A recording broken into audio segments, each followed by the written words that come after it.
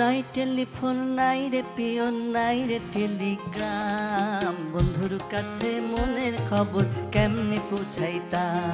চিকিৎসকদের সব চেষ্টা ব্যর্থ করে নাই টেলিফোন নাই রে পিয়ন নাই রে টেলিগ্রাম গানের শিল্পী ২১শে পদকপ্রাপ্ত রবীন্দ্রসঙ্গীত শিল্পী পাপিয়া সারোয়ার চলে গেলেন।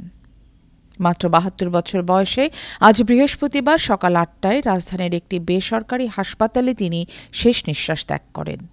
ইন্না লিল্লাহি ওয়া ইন্না ইলাইহি রাজিউন। খবরটি নিশ্চিত করেছেন পাপিয়া সারোয়ারের স্বামী সরওয়ার আলম। তিনি জানিয়েছেন, কয়েক বছর ধরে ক্যান্সারে ভুগছিলেন পাপিয়া সারোয়ার। বেশ কিছুদিন ধরেই কয়েকটি হাসপাতালে চিকিৎসাধীন ছিলেন। সর্বশেষ তেজগাঁওয়ের একটি বেসরকারি হাসপাতালে তিনি শেষ নিঃশ্বাস ত্যাগ করেন।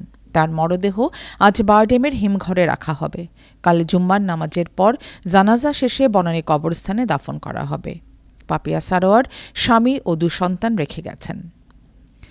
১৯৫২ সালে ২১ নভেম্বর বরিশালে জন্ম নেয়া এই রবীন্দ্র অনুরাগী ষষ্ঠ শ্রেণীতে ছায়ানটে ও পরে বুলবুল ললিতকলা একাডেমিতে ভর্তি হন। বেতার ও টিভিতে তালিকাভুক্ত শিল্পী হিসেবে ১৯৬৭ সাল থেকে গান করেন তিনি। ঢাকা বিশ্ববিদ্যালয়ের প্রাণিবিজ্ঞান বিভাগের ছাত্রী ১৯৭৩ সালে ভারত সরকারের বৃত্তি নিয়ে শান্তিনিকেতনে যান বিশ্বভারতী বিশ্ববিদ্যালয়ের রবীন্দ্রসঙ্গীতে ডিগ্রি নিতে। বাংলাদেশ স্বাধীন হওয়ার পর তিনিই প্রথম ভারত সরকারের বৃত্তি নিয়ে সেখানে স্নাতক করার সুযোগ পান। ১৯৮২ সালে প্রকাশিত তার প্রথম অডিও অ্যালবামটির নাম ছিল পাপিয়া সারোয়ার, আর তার সর্বশেষ অ্যালবাম আকাশপানে হাত বাড়ালাম প্রকাশিত হয় ২০১৩ সালে। পাপিয়া সারোয়ার ২০১৩ সালে বাংলা একাডেমি থেকে রবীন্দ্র পুরস্কার, ২০১৫ সালে বাংলা একাডেমি ফেলোশিপ এবং ২০২১ সালে পেয়েছেন ২১শে পদক।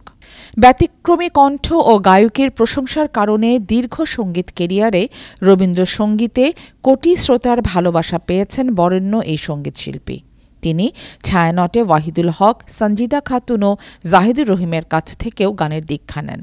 জাতীয় রবীন্দ্রসঙ্গীত সম্মেলন পরিষদের সাধারণ সম্পাদকের দায়িত্ব পালন করেছেন একসময়। গীতিসুধা নামে একটি গানের দল প্রতিষ্ঠা করেছিলেন সবার ভালোবাসা কুড়োনো অসময়ে চলে যাওয়া এই সঙ্গীতশিল্পী।